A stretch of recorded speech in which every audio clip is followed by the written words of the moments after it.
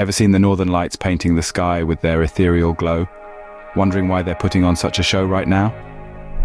Well, this weekend, the northern lights, or the Aurora Borealis as the science nerds like to call them, are going to be strutting their stuff across parts of the United States. And the reason for this spectacle?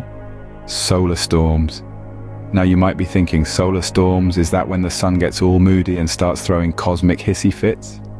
And you wouldn't be completely wrong. Solar storms are indeed the sun's tantrums.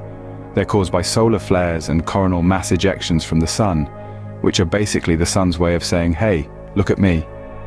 These solar outbursts interact with Earth's magnetic field, creating a stunning light show in our night sky. So, the next time you see the sky lit up with an otherworldly light, remember, it's just the sun throwing a tantrum. But what's causing the sun to be so dramatic? Let's dive into the science behind it. You see, our sun has an 11-year cycle known as the solar maximum. This is similar to how we have seasons, except the sun's seasons last a bit longer than ours. During the solar maximum, the sun becomes more active, throwing temper tantrums in the form of solar flares and coronal mass ejections. Now, these solar flares aren't just spectacular to look at, they're also throwing out plasma particles like a party popper filled with confetti. When these particles reach the Earth, they don't just fizzle out. They interact with our planet's magnetic field. Picture it like a dance. The plasma particles from the sun start twirling with Earth's magnetic field. And as they dance, they create these stunning light shows we call auroras. It's a cosmic ballet happening right over our heads. So, in essence, the sun's increased activity is like a celestial party, and the northern lights are the fireworks. But why the sudden increase in northern lights activity now? Well, we've got a massive solar storm to thank for that. Right now, an enormous solar storm is making its presence felt. This storm, a result of solar flares and coronal mass ejections, is causing extreme geomagnetic conditions, which are creating a bit of a ruckus.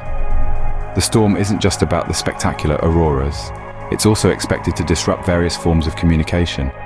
So, if you're having trouble getting through to your friend on the other side of the world, you know who to blame. But it's not all doom and gloom. Operators are working tirelessly to shield our infrastructure from the storm's effects.